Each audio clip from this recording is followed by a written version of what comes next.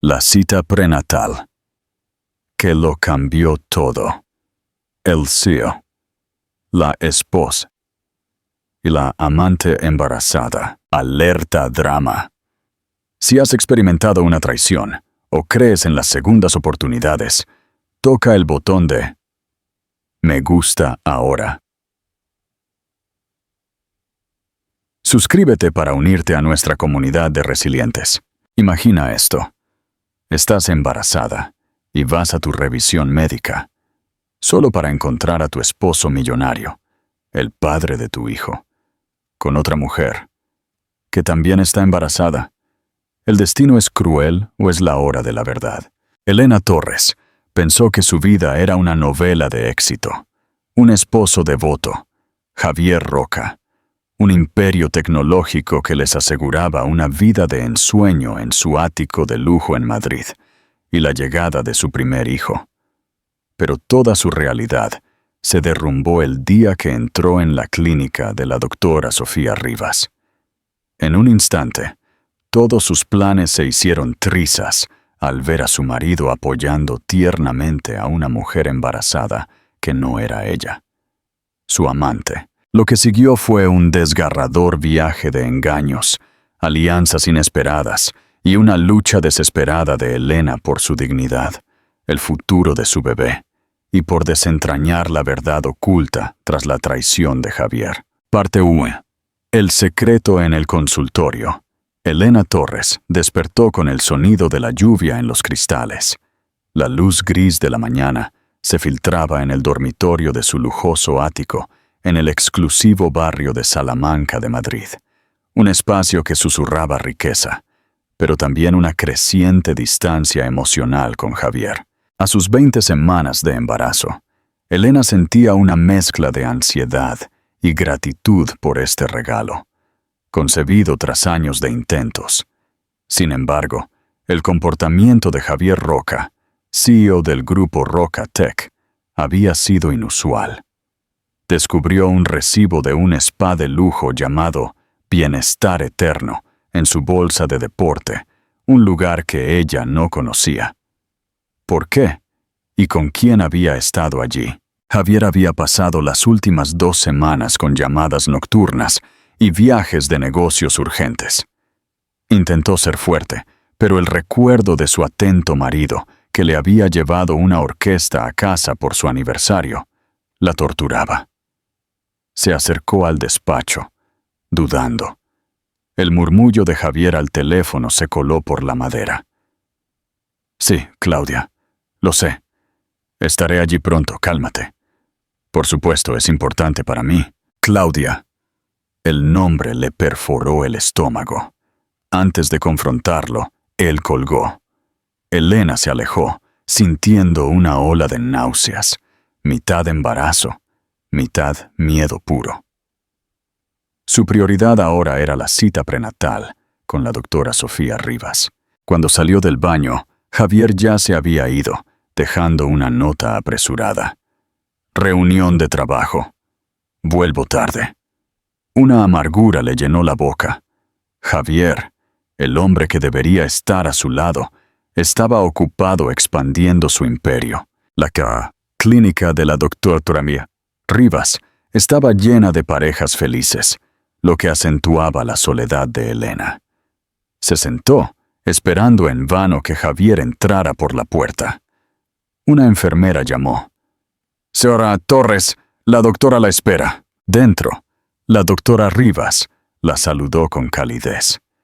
El chequeo de rutina comenzó, pero antes de la ecografía, el teléfono de la doctora sonó. Se disculpó, saliendo un momento. De repente, la puerta de la sala contigua se abrió. Elena escuchó 2 voces. La masculina era la de Javier.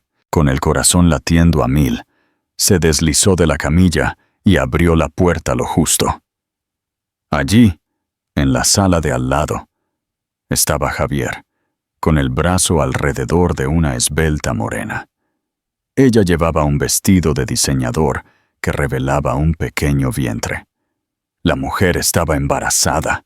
«¿Cómo te sientes, Claudia?», preguntó Javier, su voz llena de la preocupación que Elena anhelaba. «Estoy nerviosa», respondió Claudia, mirándolo con gratitud. «Me alegro de que estés aquí». Elena se tambaleó hacia atrás, el aire atrapado en su garganta. El padre de su hijo estaba allí, consolando a otra mujer, el padre de otro bebé. La doctora Rivas regresó, y al ver la palidez de Elena, preguntó: «¿Está bien, querida?» «No me siento bien. ¿Podemos posponer la ecografía?», dijo Elena, forzando una sonrisa temblorosa. Sola de nuevo, las lágrimas corrieron por su rostro. Su teléfono vibró. Un mensaje de Javier. «Lo siento. Día de locos en la oficina. Llegaré tarde». La traición se solidificó. Tenía que saber por qué, desde cuándo y qué planeaba él. El shock más grande fue ver con qué amor él tocaba el vientre de la otra mujer. Su vida, su matrimonio, su futuro como madre, estaban a punto de romperse. Parte 2. La confrontación en madrugada. Esa noche, a las 9:14, Elena cenó sola.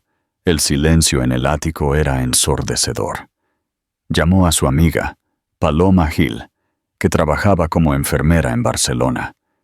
Elena le relató el espantoso incidente de la clínica. El silencio fue denso. Paloma finalmente habló. «Elena, he visto a Javier con esa mujer hace unos 3 meses, en Barcelona. La presentó como socia. Parecía enferma, pero nunca sospeché nada más. No quise sembrar dudas». Elena agradeció su apoyo, pero se sentía vacía. Necesitaba enfrentarse a Javier. Casi a medianoche, Javier entró. Se congeló al ver a Elena, inmóvil en el salón. «Aún despierta», murmuró, intentando una sonrisa forzada. «Cena de trabajo». «No», lo cortó Elena, con la voz temblando de rabia. «No insultes más mi inteligencia. Te vi hoy en la clínica de la doctora Rivas». El rostro de Javier se puso blanco. «La mujer con la que estabas, Claudia, está embarazada de tu hijo, ¿verdad?». Javier asintió, encogiéndose de hombros. «Sí, lo siento». Una rabia sorda le rompió el pecho a Elena. «Llevamos años intentando tener a nuestro hijo. ¿Cómo pudiste hacer esto?». Fue hace poco más de 4 meses. Una noche de debilidad. Ella me dijo que estaba embarazada y amenazó con hacerlo público si no la ayudaba, suplicó Javier. «Oh, así que eres una víctima», escupió Elena. «Tienes a otra mujer llevando a tu hijo y te pintas como un hombre atrapado». Él intentó tocarla, pero ella retrocedió. «Tenía miedo de perderte. Te amo, Elena». Las palabras sonaron huecas. «Vete», susurró temblando. Javier se fue al dormitorio de invitados. Elena se quedó sola, con el eco de un dolor inimaginable. Pausa de interacción. Javier afirma que fue una noche de debilidad y que Claudia lo está chantajeando para proteger su imagen pública y a su esposa. ¿Crees que hay alguna diferencia entre una traición por debilidad y un amor verdadero? Comenta si crees que Elena debería darle otra oportunidad por el bien del bebé o si la traición es imperdonable. Si valoras la fortaleza de Elena, déjanos un corazón en los comentarios. Parte 3. La verdad de Claudia y la terapia de choque.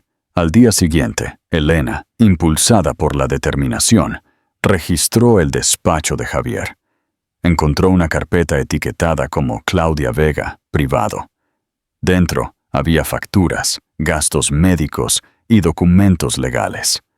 Javier había pagado todo: vitaminas, chequeos y un lujoso apartamento en alquiler bajo un nombre de empresa. Descubrió que Claudia había exigido un apoyo mensual exorbitante y que había tenido disputas financieras anteriores. Elena se dio cuenta. El bebé de Javier podría ser un movimiento calculado por parte de Claudia. Esa tarde, Elena tomó un taxi hacia el apartamento de Claudia, un moderno condominio con vistas al río Manzanares. Cuando Claudia abrió la puerta, palideció al ver a Elena. «Quiero la verdad. ¿Por qué estás haciendo esto?», exigió Elena. «Porque estoy embarazada». Y Javier decidió involucrarse. No lo forcé. Vi los documentos. Has exigido mucho dinero. ¿Se trata de codicia? Javier Roca es millonario. Tiene responsabilidades. Si hubieras atrapado a tu marido antes, tal vez no estarías en este lío. ¿Admites que lo sedujiste por dinero? Claudia se rió entre dientes. Él fue un participante dispuesto. Pero sí, supe lo que hacía al quedar embarazada. No voy a fingir. Se puso la mano en el vientre. No soy desalmada. ¿Lo estás chantajeando? Tengo un pasado. Y Javier ha hecho algunas cosas para expandir su imperio que, si salieran a la luz, lo arruinarían. Decidió mantenerse cerca para protegernos. Elena sintió la picadura de esa verdad. La traición de Javier era doble, por infidelidad y por la vergüenza de sus negocios. Yo también estoy embarazada de su hijo, dijo Elena, temblando. Y me casé con él por amor, no por dinero. Entonces demuéstraselo, se burló Claudia. Lucha por él, si de verdad lo quieres. Elena se marchó, sintiendo una mezcla de rabia y comprensión. Sabía que tenía que proteger a su hijo de esta tormenta, costara lo que costara. Elena acudió a terapia con la doctora Isabel Durán, especialista en parejas. La terapeuta la guió para establecer límites. Elena decidió que, por el bien de su bebé, intentaría salvar el matrimonio, solo si Javier se comprometía por completo. Esa noche, Javier le ofreció peonías, sus flores favoritas. «Quiero arreglar esto, Elena. Haré lo que sea». Ella fue directa. «¿Estás terminando con Claudia? Tengo que apoyarla económicamente, pero no continuaré ninguna relación personal. Prometo ser transparente a partir de ahora». Elena le exigió que también fuera a terapia de pareja. Javier aceptó con alivio. Ella le reveló. «Claudia me dijo que te amenazó con exponer negocios turbios. ¿Es verdad?» «Sí, usé algunas estrategias de adquisición agresivas en Grupo Roca Tech. Nada ilegal, pero mancharía mi reputación». Elena aceptó ir a consejería con él. «No haré promesas, pero por ahora nos mantenemos civiles. Veremos cómo se desarrollan las cosas con Claudia y su hijo». 2 semanas después, en la terapia de pareja, Javier confesó con la voz temblorosa que tras un evento de recaudación de fondos, bebió demasiado, y Claudia, una coordinadora, se aprovechó de su vulnerabilidad. La chantajeó con la prensa por sus negocios. «Fui débil. Te traicioné, Elena». Elena, aunque herida, dijo, «Estoy dispuesta a intentarlo por nuestro bebé, pero esto depende de ti, para demostrar que eres digno de una segunda oportunidad». Un error más y se acabó. Establecieron reglas extremas: 0 contacto no esencial con Claudia, acceso total de Elena a su teléfono y negocios. Más tarde, en una cena íntima, Elena le reveló: «Visité a Claudia. Es manipuladora. Ten cuidado». Sintiendo una frágil esperanza, Elena y Javier se tomaron del brazo. Pero la realidad de Claudia, aún embarazada, seguía siendo una amenaza inminente. Parte 4. La lucha legal y la ruptura emocional. Ricardo Núñez, el abogado de Javier, informó a Elena que Claudia estaba exigiendo acciones de Grupo Roca Tech para el futuro del niño. La furia de Elena se disparó. «Quiere engancharse a la fortuna de Javier. Soy su esposa y tengo derecho a proteger a mi familia». En la tensa negociación en el bufete de abogados, se encontraron Elena, Javier y su equipo legal, frente a Claudia y su abogada, Aitana Ruiz. Claudia exigió una manutención escandalosa, un fideicomiso sustancial, una residencia de lujo y una participación accionarial en la empresa. «Esto es escandaloso», exclamó Elena. «Mi clienta cree que el hijo de un padre rico debe tener un estilo de vida comparable», replicó Aitana Ruiz. Claudia, con voz tranquila, desafió. «No estoy siendo codiciosa. Solo me aseguro de que mi hijo no sea tratado como un miembro de segunda clase». No te atrevas, Elena rugió. Los dos son hijos de Javier, pero estás exigiendo una suma absurda. No me ves aquí chantajeándolo a él. Javier, con voz de acero, habló. Sabes que esto no fue un accidente. Me atacaste. Acepto mi responsabilidad, pero no nos intimidarás para que cedamos parte de la compañía. El ultimátum de Claudia. Si esa es su postura, tendré que considerar otras vías. Iré a la prensa. En el receso, Elena le susurró a Javier. Ella no está mintiendo. Tenemos que mantenernos unidos. Al volver, llegaron a un acuerdo provisional. Un generoso plan de manutención. Un fondo fiduciario y cobertura médica. Se acordó revisar la participación accionarial mínima. Elena, exhausta, sintió un extraño parentesco con Claudia. Ambas embarazadas, ambas atadas por las decisiones de un solo hombre. El otoño avanzaba. Elena estaba cada vez más fuerte, pero una llamada de un periodista sobre rumores de un escandaloso pleito de paternidad le hizo palpitar el corazón.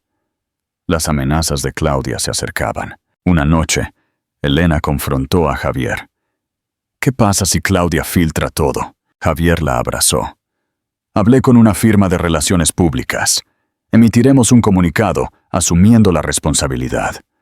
No dejaré que te arrastren por el barro. Días después, Elena sufrió contracciones inducidas por el estrés en una clase de yoga prenatal.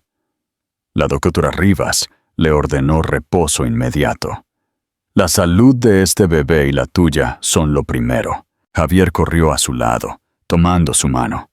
Haré más para protegerte del drama legal. Elena le pidió a Javier que hablara con Claudia para mantener estricto contacto legal, sin llamadas ni mensajes personales que la alteraran. Sorprendentemente, Claudia aceptó. En las semanas siguientes, su vínculo se fortaleció. Javier era constante, atento, y la terapia les ayudó a comunicar su dolor sin atacarse. A medida que se acercaba la fecha de parto, también lo hacía el parto de Claudia. Era una tensión espejo. Dos mujeres, los hijos de Javier, a punto de nacer con semanas de diferencia. Parte fuemo, el doble nacimiento y el amanecer familiar. Al final, ambos bebés se adelantaron. El viaje al hospital fue un torbellino. Elena, agarrando la mano de Javier durante el intenso trabajo de parto, pensó en el bebé que venía y en la familia que esperaba rescatar. Horas después, un llanto llenó la sala. La doctora Rivas le entregó un bebé. Un niño perfecto. Las lágrimas de Elena se mezclaron con las de Javier al ver a su hijo. En ese momento, floreció una indescriptible sensación de amor, esperanza y un perdón frágil. 2 días después, en casa, llegó la noticia. Claudia había entrado en trabajo de parto. Javier recibió un mensaje. Claudia está dando a luz. Te pide en el hospital. Elena observó a Javier. Dice que necesita a alguien. No tiene familia. A pesar de todo, Claudia estaba sola, y ese bebé era hijo de Javier. Elena, con un suspiro, le entregó las llaves. Ve, dijo con voz suave, pero vuelve pronto. Javier regresó a medianoche, agotado. Tuvo una niña, la llamó Victoria. El parto fue complicado. Me pidió que prometiera que cuidaría de Victoria si algo le sucedía. Elena sintió una mezcla de compasión y celos, pero prevaleció su instinto maternal. Entonces nos aseguraremos de que Victoria sea cuidada. Ella es inocente en todo esto. En las semanas siguientes, establecieron una rutina funcional. Javier apoyó a Claudia y a Victoria según los términos legales y, lo que era crucial, mantuvo una total transparencia con Elena. Los rumores de prensa se calmaron, eclipsados por otros escándalos. Javier se convirtió en un hombre transformado. Asistía a las tomas nocturnas, leía libros de paternidad y visitaba a Victoria abiertamente, cumpliendo su promesa. Elena todavía lidiaba con el dolor, pero el esfuerzo inquebrantable de Javier la ayudó a sanar. Una mañana fría, Elena acunó a su hijo junto a la ventana. Javier se acercó, abrazándola. «Gracias», susurró, «por darme otra oportunidad». Ella se inclinó hacia él. «Somos una familia», murmuró. «No es perfecta, pero es la nuestra». Y mientras la nieve caía, Elena cerró los ojos y se aferró a su hijo, sabiendo que incluso las heridas más profundas pueden sanar con tiempo, honestidad y la fuerza del amor incondicional. Conclusión profunda y llamada final.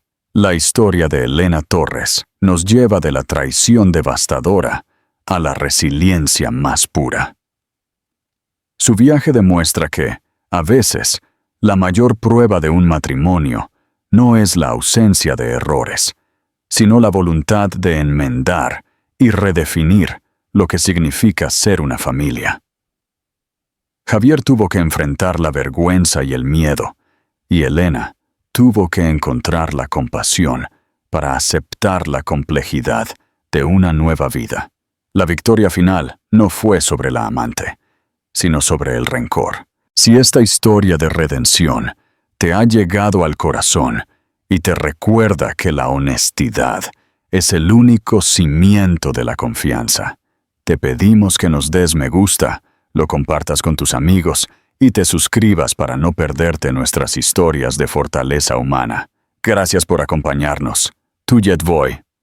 Toi ratvui vivantik kauchuennai. Epílogo. La familia se redefine un año.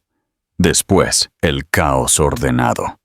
Había pasado un año completo desde que Mateo, el hijo de Elena y Javier, y Victoria, la hija de Javier y Claudia, llegaron al mundo con días de diferencia. El grupo Rocatec había capeado el escándalo con una declaración bien gestionada, centrándose en la responsabilidad incondicional de Javier hacia todos sus hijos. El ático en Salamanca ahora rebosaba del ruido vital de la paternidad. No de un solo bebé, sino de 2 vidas en la periferia. Elena había contratado a una niñera de tiempo completo, Ana, que gestionaba el horario de Mateo y asistía a Elena con las visitas y los preparativos para Victoria. Javier había mantenido su promesa. Cada movimiento financiero hacia la manutención de Victoria era transparente. Cada visita a la residencia de Claudia se discutía de antemano. Elena tenía acceso completo a sus horarios y comunicaciones. La confianza no se había restaurado, pero se había instalado una confianza funcional, basada en la vigilancia constante y la honestidad forzada. Una tarde, Elena y Javier estaban sentados en el balcón mientras Mateo dormía la siesta y Ana vigilaba. «Mañana es el cumpleaños de Victoria», dijo Elena con voz neutral. Javier asintió, con la tensión visible. «Sí. Claudia está organizando algo pequeño en el jardín de la casa de la Moraleja. Iré», dijo Elena, sorprendiendo a Javier.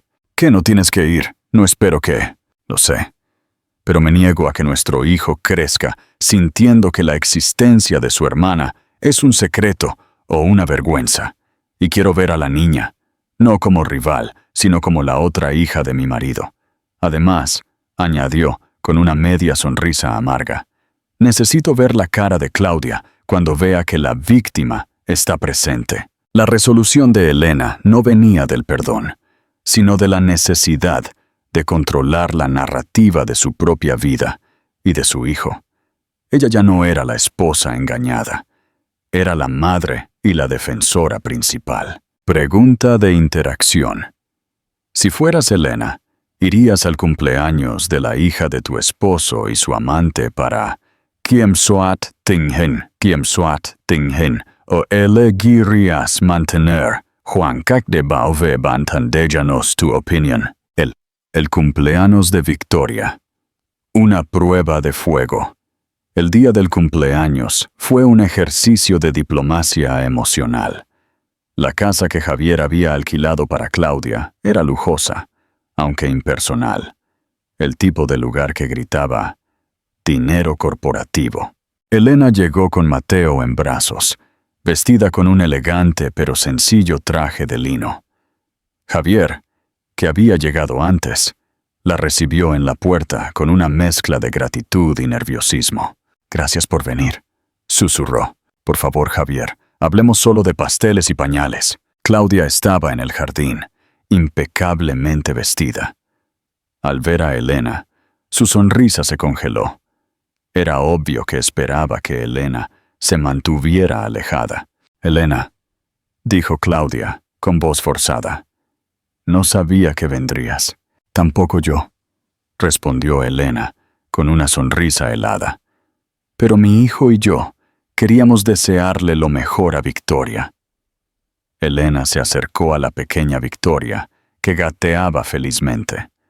La niña era adorable, con los rizos oscuros de Claudia y los ojos claros de Javier. Elena se inclinó y le entregó un pequeño osito de peluche. «Feliz cumpleaños, preciosa». El momento fue tenso. Elena pasó la mayor parte del tiempo con Mateo, observando. Claudia intentó atraer la atención de Javier, susurrándole al oído sobre asuntos menores, pero Javier se mantuvo distante, siempre consciente de la presencia de Elena. Sin embargo, hubo un momento que lo cambió todo. Mateo, el bebé de Elena, comenzó a llorar desconsoladamente por un juguete que no podía alcanzar. Al mismo tiempo, Victoria comenzó a llorar porque un niño más grande le había quitado un globo.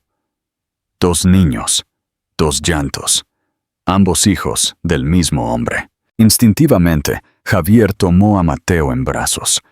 Elena se acercó a Victoria, la levantó y la acunó.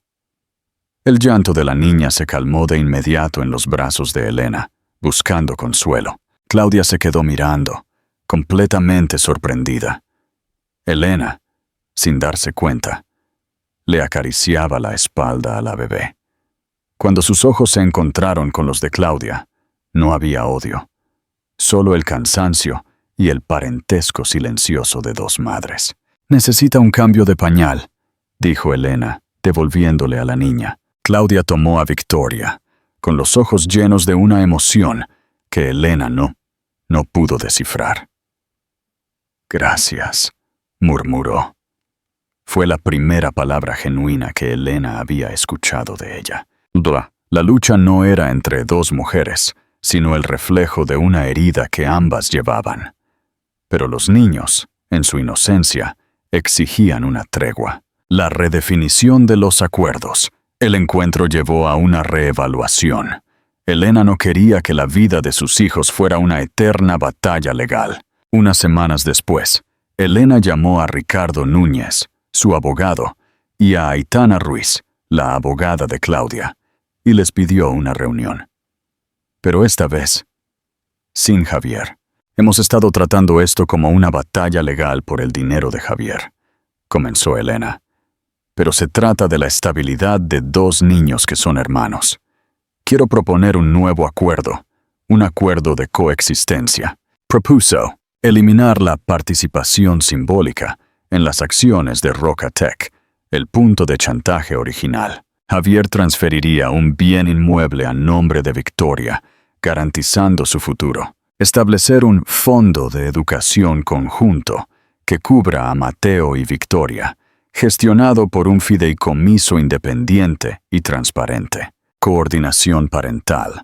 Parental Coordination. Un horario de visitas estricto para Victoria, que incluya tiempo con Javier en la residencia familiar de Elena, siempre con la niñera o Elena presente, para que los hermanos crezcan conociéndose. La abogada de Claudia, Aitana Ruiz, se mostró escéptica. ¿Por qué quiere renunciar a las acciones, que era el mayor punto de presión de mi clienta? «Porque no quiero que mi hijo crezca en una empresa manchada por el chantaje», dijo Elena con frialdad. «Y porque quiero demostrar que el valor de un niño no se mide por las acciones que posee». La estabilidad de mi hijo es más importante que la codicia. Si Claudia quiere dinero, que lo gane. Si quiere un padre para su hija, tendrá que aceptar un acuerdo limpio que beneficie a todos los niños. Claudia, al enterarse, se enfureció al principio, pero Aitana le hizo ver la ventaja. El acuerdo eliminaba el estrés legal de un chantaje continuo, aseguraba una casa y un fideicomiso sólido, y, lo más importante, garantizaba que Victoria tuviera a su padre en su vida de forma segura y estructurada. Finalmente, el acuerdo se firmó. No era el perdón, sino un contrato de paz. El camino incierto hacia la paz. Con Dung Meho Toi Hua Bin.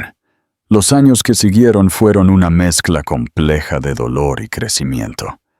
La paz se construyó lentamente, ladrillo a ladrillo, no sobre el amor romántico, sino sobre el amor incondicional a sus hijos y el respeto mutuo a los límites.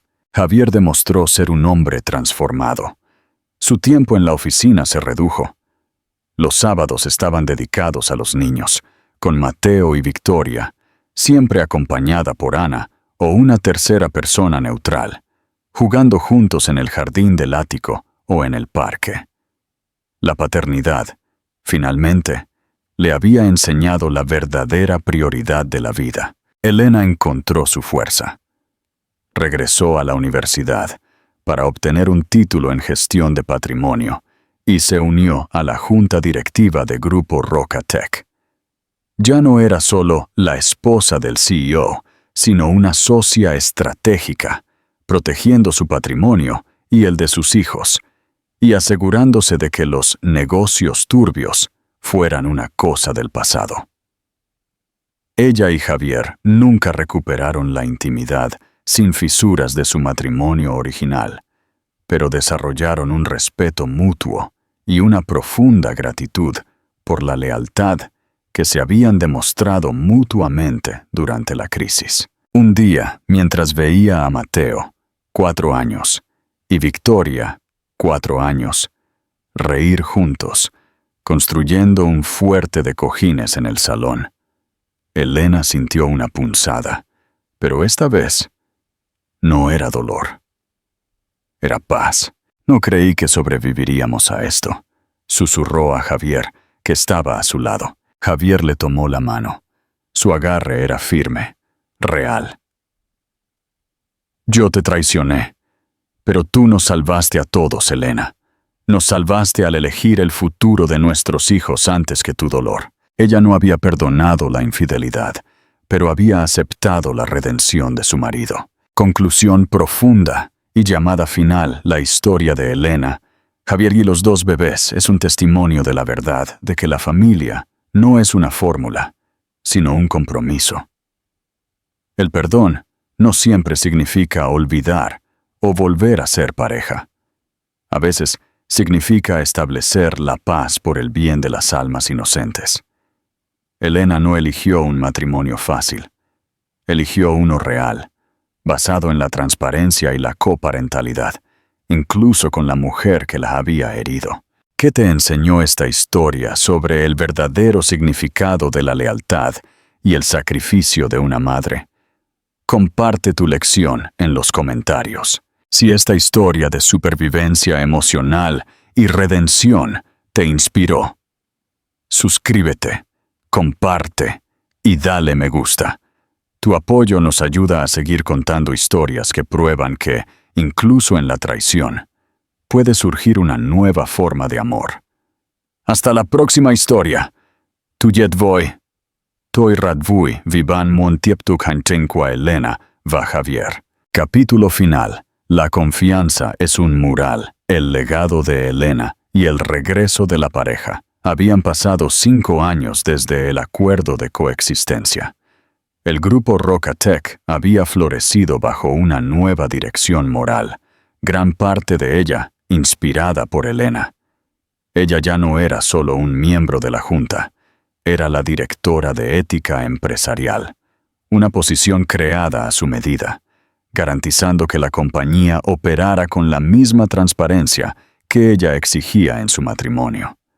Su éxito profesional era su armadura. En el ámbito personal, la coparentalidad de Mateo, 6 años, y Victoria, 6 años, se había convertido en una rutina sorprendentemente normal. Los niños se consideraban hermanos, se veían 3 veces por semana y compartían un día de aventuras con papá inquebrantable cada sábado. La presencia constante de Victoria en el ático de Elena, siempre manejada con respeto y límites, había despojado a Claudia de cualquier poder de manipulación que le pudiera quedar. Claudia, sintiéndose despojada de su herramienta de chantaje, había usado el fideicomiso de Victoria para invertir en un pequeño negocio de diseño de interiores, enfocando su energía en la independencia en lugar de la victimización. Sorprendentemente, su contacto con Elena se había vuelto puramente transaccional y civilizado. El reto para Elena y Javier ya no era la infidelidad, sino la distancia emocional que la herida había dejado. Dormían en la misma cama, pero Elena había construido un muro de cortesía inexpugnable. Había respeto, pero no pasión. Una noche, Javier la encontró en el balcón, mirando las luces de Madrid. Él no se acercó a tocarla, sino que se sentó en la silla junto a ella. «Hemos superado la tormenta», dijo Javier en voz baja, «pero todavía estamos en un puerto distinto. No sé si el barco puede volver al puerto original», respondió Elena sin mirarlo. «El puerto original se hundió, Elena. Se hundió por mi error, pero podemos construir uno mejor, un puerto que sepa manejar las olas». Elena finalmente se giró. «¿Y cómo construimos eso, Javier? Tengo acceso a tus cuentas. Sé dónde estás a cada hora. Me demostraste que te quedaste, pero ¿cómo me demuestras que me quieres de una manera que pueda confiar?» Javier se puso de pie. «La confianza no es una cerradura, Elena. Es un mural que se pinta cada día. Y todavía estoy pintando». Pregunta de interacción. Si pudieras darle un último consejo a Javier para que reconstruya la pasión y la confianza con Elena, ¿sería un gesto romántico, flores, viajes o un gesto de servicio, transparencia, terapia continua? Dinos tu estrategia. El mural de la honestidad, Javier entendió. Su siguiente movimiento no fue un diamante, ni un viaje a París, sino un gesto que encapsuló su nueva comprensión de la vulnerabilidad. En su despacho de CEO, Javier tenía una pared gigante de cristal que daba al horizonte de la ciudad, un símbolo de su transparencia pública. Pero en casa, su dormitorio carecía de eso. Unas semanas después, Elena regresó del trabajo y encontró el dormitorio vacío. Entró y se detuvo en seco. Javier había llamado a un artista. Habían quitado la pared divisoria del dormitorio y la habían reemplazado con un gran mural que ocupaba toda la pared. No era arte moderno. Era una escena sencilla y profunda. El vientre de una mujer, dibujado en tonos suaves, y un brote de girasol creciendo desde su centro. En la base había una inscripción. «Aquí está la vida que nació de la herida, y aquí estoy yo, sin esconder nada». Javier estaba sentado en el borde de la cama, nervioso. «Es el vientre de la mujer embarazada que amé», dijo Javier en voz baja. «Pero no es Claudia, es el mural de nuestro hijo antes de nacer. Lo hiciste en terapia. ¿Recuerdas? Cuando me contaste que la herida se sintió más grande que el amor». Elena se acercó lentamente al mural. Se quedó sin aliento. El mural no era sobre el engaño. Era sobre el dolor que ella había cargado y la vida que había defendido. Él había visto su herida y la había honrado, transformándola en arte. «Y la pared de cristal de mi oficina», continuó Javier, levantándose. «La he reemplazado». «¿La has reemplazado?», preguntó Elena, confundida. «Sí. La he reemplazado con la misma pared de cristal opaca que solía estar aquí. La he movido a la oficina. Una sonrisa triste cruzó su rostro. El mundo puede ver mi vida de negocios, pero la única persona que tiene derecho a ver a través de mis muros emocionales eres tú. Y esa visibilidad solo sucede aquí, a la luz de nuestra honestidad. Elena se sintió vulnerable, no por lo que había revelado, sino por lo que él había entregado. No eran sus secretos de negocios, sino su corazón, lo que finalmente había puesto en la línea de fuego. «No has quitado el muro», dijo ella, con lágrimas en los ojos. «Lo has movido a un lugar donde ya no nos hace daño». Esa noche no hablaron más de la infidelidad. Hablaron de la vida que querían construir, una vida sin la ilusión de la perfección, pero con la promesa constante de la presencia y la verdad. Por primera vez en años, la pasión regresó, no como un fuego fugaz, sino como la calidez constante y estable de un hogar. El verdadero legado de Rocatec. El legado de Javier no fue Rocatec, sino la forma en que reconstruyó su vida. A los 12 años, Mateo y Victoria eran mejores amigos, a pesar de que sus madres tenían vidas separadas.